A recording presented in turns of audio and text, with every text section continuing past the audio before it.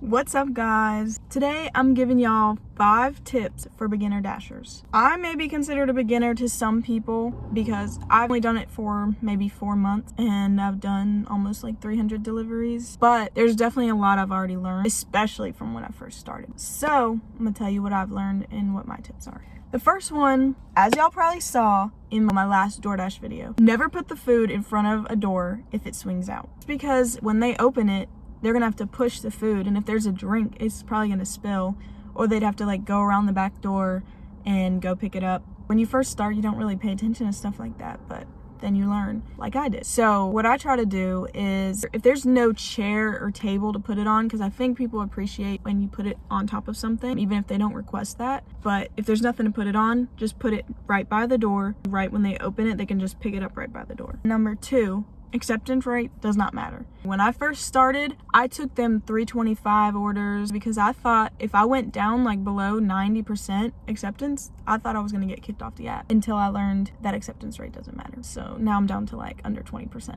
There's a lot of people who do not tip, and there's a lot of people who only tip $1 or $2 for long distances. Don't accept those. It's not worth it. Maybe one day DoorDash will start paying us more for the base pay. It's just not fair to us, especially right now. Gas is almost $5 a gallon. Why would you want to go 7 miles for only $2? Yeah, that's not worth it. Sift through, try to find the good orders, decline the ones that are bad. I try to do $2 per mile because you're gonna have to come back that same way most likely. Like a lot of the times there's not gonna be another hot spot where you're going. If there is, then you're lucky, but you're gonna have to come back the same way you just came. So if you go 7 miles, you're gonna have to come 7 miles back. That's 14 miles you have to do. So I would try to accept $2 per mile. Number 3, do not go on long mile trips just because the big number looks good. Just because the amount you're getting paid looks good. $14 for 9 miles sounds good because you're like, wow, $14, but then you have to come back those 9 miles. You have to think about that.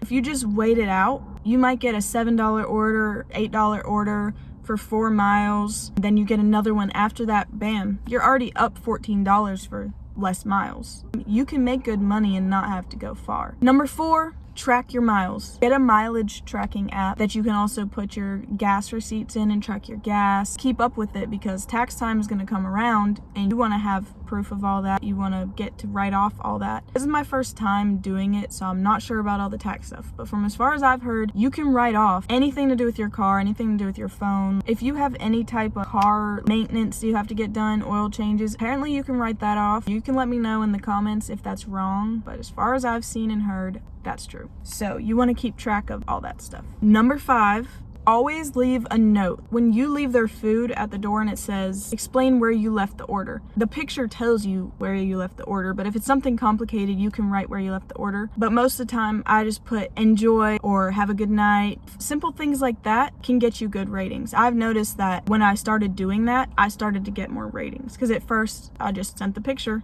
and that's all. It's a nice gesture. I think it makes people happy, so yeah. A little bonus one, do not be afraid to contact DoorDash support. That's what they're here for.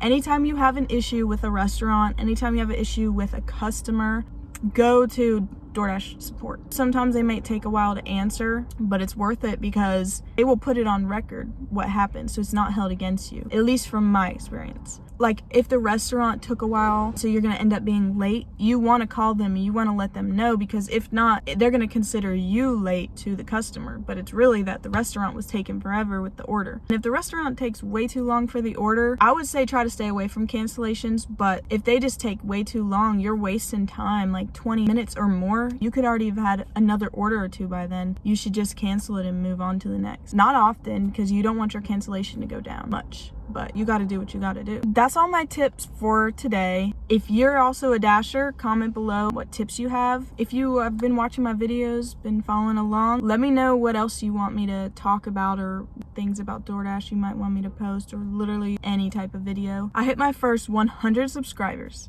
I know that's like so small compared to every other growing YouTuber, but I want to just look back at this one day and be like, dang, I was happy about 100. Whatever point I'll be at later in life, I can look back and be like, dang, appreciation. My first like big goal is 1,000 subscribers. So please subscribe and let me know what else you want to see in my videos. Yeah, thank you for watching. Bye.